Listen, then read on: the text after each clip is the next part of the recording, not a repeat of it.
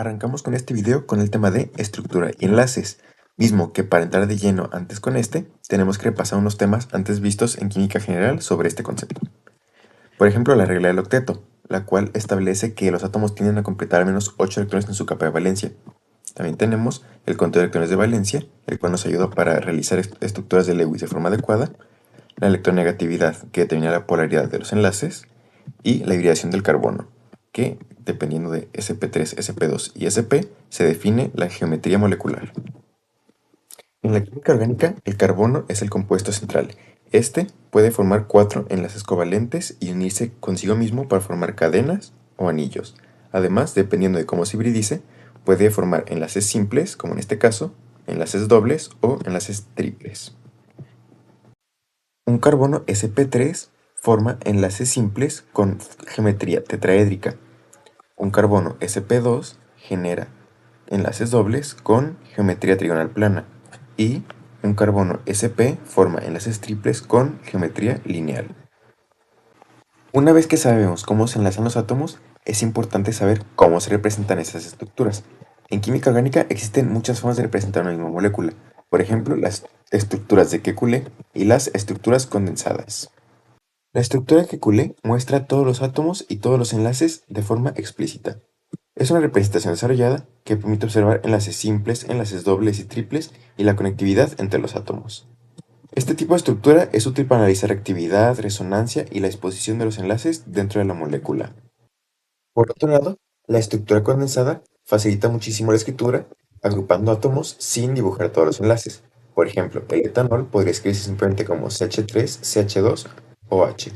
Esta forma es más práctica y se utiliza con frecuencia en ejercicios y fórmulas orgánicas. Ambas representaciones describen la misma molécula, a pesar de que a simple vista se escriben y se representan de forma distinta. Otro concepto muy importante a tener en cuenta en química orgánica son los grupos funcionales, los cuales se definen como un conjunto específico de átomos que determinan las propiedades químicas de una molécula. Aunque dos moléculas tengan la misma cadena de carbono, si poseen diferentes grupos funcionales, tendrán comportamientos distintos, como veremos a continuación. Entendiendo R por radical, algunos de los grupos funcionales más importantes incluyen el grupo hidroxilo, OH, característico de los alcoholes, que aumenta la polaridad y la capacidad de formar puentes de hidrógeno. Después tenemos el grupo carboxilo, COOH, presente en los ácidos carboxílicos y que confiere propiedades ácidas debido a la posibilidad de perder un protón. El grupo amino, NH2, presente en aminas, puede actuar como base al aceptar protones. Después tenemos los grupos alquenos y alquinos, caracterizados por sus doble y triple enlace respectivamente. En el caso de los enlaces doble carbono-carbono, presentes en los alquenos, influyen en la reactividad debido a la presencia de electrones pi. Las biomoléculas están construidas a partir de estos grupos funcionales. Los carbohidratos, por ejemplo, contienen múltiples grupos hidroxilo que los hacen solubles en agua. Las proteínas, por otro lado, están formadas por aminoácidos con grupos amino y carboxilo. Y los ácidos nucleicos están formados con grupos fosfato, responsables de su carga negativa. Así, la función biológica depende directamente de la estructura química. La hibridación del carbono es un proceso en el cual los orbitales atómicos S y P del carbono se combinan para formar nuevos orbitales híbridos que permiten explicar cómo el carbono forma sus enlaces y cómo es que se crea la geometría. La teoría de enlace de valencia. Se forma un enlace covalente cuando dos átomos se aproximan mucho entre sí y un orbital ocupado por un electrón en un átomo se traslapa con un orbital ocupado por otro electrón en otro átomo. Los electrones quedan totalmente unidos en los orbitales tal que se traslapan y son atraídos. En la teoría del orbital molecular explicamos que son enlaces covalentes que se forman cuando los orbitales atómicos de distintos átomos se combinan entre sí para crear orbitales moleculares. Estos orbitales pertenecen a toda la molécula y no puede ser a un único átomo. Ácidos y bases orgánicas. Los ácidos orgánicos son compuestos que poseen un hidrógeno que puede liberarse como un protón. Muchos contienen enlaces oxígeno-hidrógeno o son hidrógenos cercanos a un grupo de carbonilo. Estos estarían siendo los carbono. Para Arrhenius, un ácido es toda sustancia que cuando se disuelve en agua libera iones de hidrógeno, que representamos como H+. El ejemplo clásico es el ácido clorhídrico, el HCl. En agua, el ácido clorhídrico se separa en un ion hidrógeno positivo y en un ion cloruro negativo. Por otro lado, una base es toda sustancia que en agua libera iones hidroxilo, es decir, OH negativo. El ejemplo para esto es el hidróxido de sodio, que se disocia en iones sodio y en iones hidroxilo. Pero ojo, que esta teoría tiene una limitación.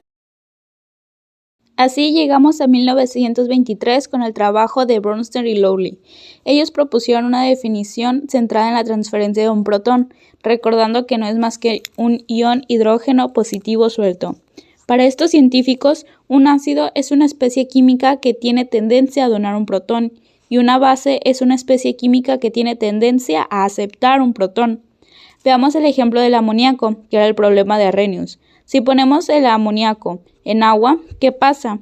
El agua actúa como ácido y dona un protón. El amoníaco acepta ese protón y se convierte en el ion amonio. El agua, al perder un protón, se convierte en el ion hidroxilo. Lo más interesante de esta teoría es que introduce el concepto de pares conjugados. Cada ácido, después de donar su protón, genera su base conjugada, y cada base, al aceptarlo, genera su ácido conjugado. Es un equilibrio dinámico constante. Dice que un ácido es toda sustancia que puede aceptar un par de electrones para formar un enlace, y una base es toda sustancia que puede donar un par de electrones. Pongamos un ejemplo claro. El trifluoruro de boro es un ácido de Lewis, porque el boro tiene un hueco, solo 6 electrones en su capa de valencia, y necesita 2 más para estar estable. El amoníaco tiene un par de electrones sin convertir. Entonces, el amoníaco, que es la base, dona su par de electrones al trifluoruro de boro, que es el ácido, y forman un enlace. Esta teoría es muy importante, ya que Pero, ¿qué pasa cuando juntamos ácido y base? Las reacciones ácido-base no siempre se completan. Muchos son procesos reversibles que llegan a un punto de equilibrio químico. Esto lo podemos medir gracias al pH, ya que no es más que una escala para expresar la concentración de iones hidrógeno en una disolución. Va del 0 al 14. Si el pH es menor de 7, tenemos un medio ácido. Si es mayor de 7, tenemos un medio básico. Y si es igual a 7, es neutro. La fuerza de un ácido o de una base depende de su tendencia a donar o aceptar protones. Estas fuerzas se miden con constantes de equilibrio. La Ka, o constante de acidez, si es muy grande, significa que el ácido es fuerte y se disocia casi por completo. Y la Kb, o constante de basicidad, significa que si es grande, la base es fuerte. Para cuantificar todo esto en el laboratorio, usamos una técnica llamada titulación, donde vamos añadiendo gota a gota una base a un ácido hasta que se neutraliza. Esto nos permite averiguar concentraciones de hidrocarburos alifáticos, alcanos, alquenos y alquinos.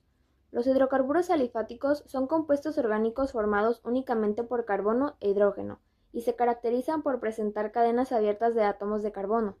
Estas cadenas pueden ser lineales o ramificadas. La nomenclatura de los hidrocarburos alifáticos permite identificar cada compuesto según su estructura. Para nombrarlos, primero se identifica la cadena principal más larga de carbonos. Después se numera la cadena para asignar la posición más baja posible a dobles o triples enlaces y a los sustituyentes isómeros estructurales y conformacionales. Representación de Caballete y Newman. En los hidrocarburos alifáticos es común encontrar isómeros que son compuestos con la misma fórmula molecular pero diferente estructura. Los isómeros estructurales presentan diferencias en la forma en que los átomos están conectados. Las propiedades físicas de los hidrocarburos alifáticos dependen principalmente del tamaño de la cadena de carbonos y de la estructura de la molécula.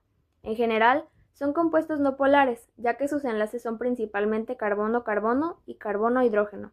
Debido a esto, son insolubles en esta presentación explicaré qué son los halogenuros del kilo, cómo se clasifican, cómo se nombran según la nomenclatura de la IUPAC, cuáles son sus principales propiedades físicas y los tipos de isomería que pueden presentar. Los halogenuros de alquilo son compuestos orgánicos que se forman cuando un hidrógeno de un alcano se sustituye por un halógeno. Los halógenos más comunes son el flúor, el cloro, bromo y yodo, y su fórmula general es R conectado con una X, donde R representa la cadena de carbonos y X es el halógeno. Los halogenuros de alquilo pueden clasificarse como primario, secundario o terciario, dependiendo de cuántos carbonos estén unidos al carbono que contiene el halógeno. Esta clasificación es importante porque determina cómo reaccionan estos compuestos en la química orgánica. Para nombrar esos compuestos se utiliza la regla de la IUPAC. Primero se identifica la cadena principal de carbono, luego se enumera para que el halógeno tenga la posición más baja posible y finalmente se agrega el nombre del halógeno como prefijo. Los halogenuros de alquilo presentan propiedades físicas características. El enlace entre carbono y halógeno es polar, lo que provoca que tenga mayores puntos de ebullición que los alcanos. Además, generalmente son poco solubles en agua porque se disuelven bien en solventes orgánicos. Los halogenuros de alquilo pueden presentar isomería, lo que significa que pueden tener la misma fórmula química pero diferente estructura. También pueden presentar isomería conformacional, que se produce por la rotación de los enlaces simples entre carbonos. En conclusión, los halogenuros de alquilo son compuestos derivados de los alcanos, que contienen halógenos. Presentan propiedades físicas y estructurales importantes y tienen muchas aplicaciones en la industria química, farmacéutica y científica. Esto fue todo sobre los halogenuros de alquilo y su nomenclatura. Esperemos que esta información haya sido clara y útil. Muchas gracias por su atención. Hasta luego.